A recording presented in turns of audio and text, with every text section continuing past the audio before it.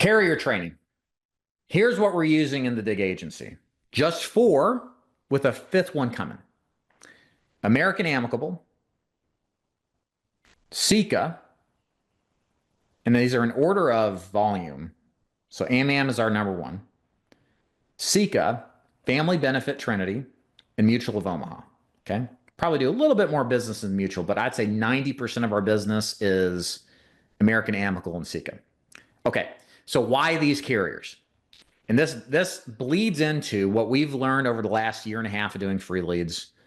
And there's some important lessons here. So first of all these carriers, but Mutual, have Social Security deposit billing. Okay.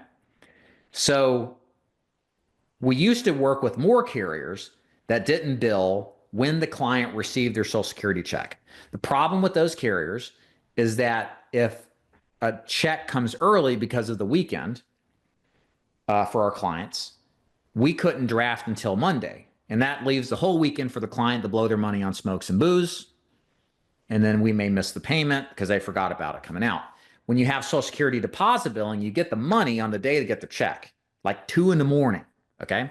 And so it increases the persistency, the quality of the business that stays on the books. So at this point in my business, I, as much as possible, don't want to deal with carriers that cannot bill and beat the client to the ATM. Okay. American Amicable does it. Sika now does it.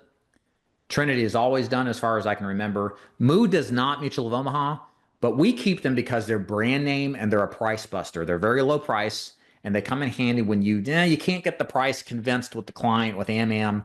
So you pivot the Moo and you can just like bust the price and get a better deal. Okay. The other reason we use American Amicable is because for telesales, they've been in the business for a long time. They do an excellent job. All right. So for telesales, they have a great application. They have a text to sign or a voice option. The underwriting is pretty consistent. I would say 4 out of 5 applications get approved immediately, with the other, not immediate coverage, but you get an instant decision.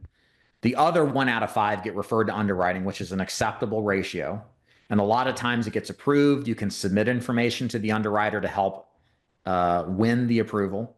All right. It's a very consistent carrier. What makes it more appealing now, as I've learned more, is that with its Platinum Choice product, which is the same as the Senior Trust product, these are both final expense programs. The Platinum Choice offers this Everest program that we mentioned in the scripting. It is more expensive, but the persistency is better. So more of my business stays on the books as an agency writing Platinum than it does Senior Choice. Okay. So with that, plus the knowledge and understanding of telesales, plus the billing procedures, they're a number one carrier for us. We write as much as business possible with AMAM. They also pay daily. The pulling reports is easy with them. Just a great carrier overall. They get the final expense business. They're not like a lot of these new carriers that come out and they sound great and they actually are terrible. They are OGs. So that's why we use them. The second carrier we use is Sika. Now, Sika is the fallback carrier that we use. You heard it a little bit on the phone with Gabriel. When the client cannot qualify with AMAM or it's too expensive. So we write a lot of guaranteed issue with Sika. They have a good guaranteed issue product. It has Social Security deposit billing. That's why we predominantly use them versus others. And it also has a level product, which frankly isn't as good as it used to be in getting instant decisions. So we kind of shy agents away from writing level because the level product, it's hit or miss with the underwriting. So we don't do it. They now have a text to sign. They also have an option to upload the actual audio call of the sales presentation. The application is very easy. And so there's a place for them with us there. Okay. The last bit of business that we write is with Mutual of Omaha. They're a price buster, great carrier, brand name recognition. Everybody here over 60 remembers Wild Kingdom, right? Nod your head, say yes. Mutual of Omaha was the company that sponsored it.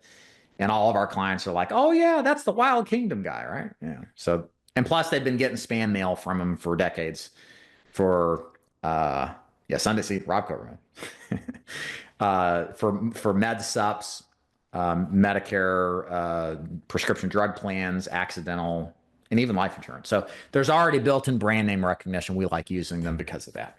Okay.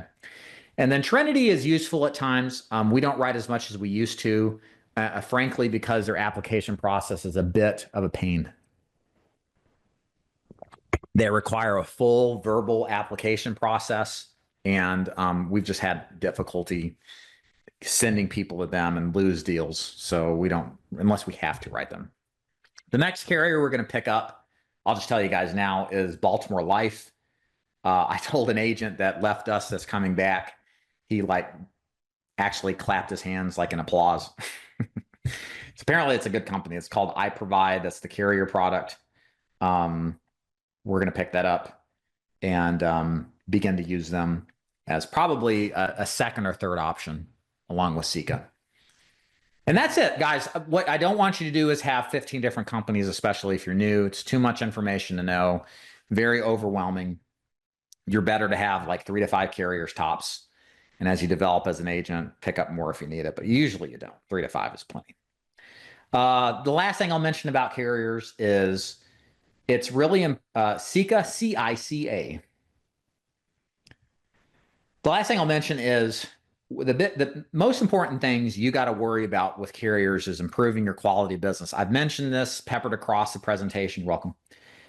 The key thing is you want carriers that have high approval ratings. You want your business that you write to actually make it to the first premium that are actually approved. And you want to take steps to make sure what was approved and the premiums were collected to stay continually on the books. The more that you can improve these metrics, the better the actual money you're going to make and the renewals, if you are buying leads and doing this, are going to be. So really briefly, some suggestions on how to improve all this. With approvals, how do you increase your approval rates? You do a good job underwriting, okay? I think when you use insurance toolkits, that's not enough, okay? We talked about that in the underwriting. I also want you to make sure you ask the questions on the applications word for word of the application that insurance toolkits helps you get. And you should also qualify the prescriptions that are being used and actually check it against the prescription guides, okay? You don't want to wholesale depend on insurance toolkits for everything. Make sure you have some redundancy built in because sometimes toolkits is not accurate. It's designed to be pretty accurate, but it's not 100% accurate. So it's like my grandpa used to say, measure twice, cut once, right? So get your underwriting good. Second of all, with approvals, there's approval by carrier and there's approval by agency. If you can have an approval decline with one carrier, but will be approved elsewhere because if you pivot. So a good strategy is always be prepared to pivot to another carrier and be ready to sell it if you're not 100% sure it's going to go through. Okay. What you don't want to do is like totally sell somebody on a policy you're not convinced is going to be approved and then have to backpedal and try to pivot them to another company. So if you're not 100% sure something's going to go through, say, hey, I think I got a great choice here. I don't know if I can approve you for it. Don't worry, we got other options. But let's start with this one. If not, we'll pivot to another one. Pre-build the expectation if it gets turned down to then easily pivot to another product. Usually a GI option or something that's a little easier to get approvals for. What industry average percentage of the apps get turned down based off MIB runs and potential client not including or committing? Man, I don't know. It's going to be agent dependent. Like there's an MOM that teaches shove everything into this one carrier. Don't even ask the health questions. If it doesn't work, pivot to a GI company. They're going to have a much lower acceptance or placement rate, as we call it, because they're just so rough with underwriting. So I think you should place 80% plus of the business with a carrier. It may not be the first choice, maybe the second choice, for sure. I think that's a good number to ultimately expect. 4 out of 5 should be approved. Put it that way. 4 out of 5 should be approved and accepted by the client. Probably better than that, really. And if you're not getting that, then you need to be better at underwriting. You need to be better at carrier selection.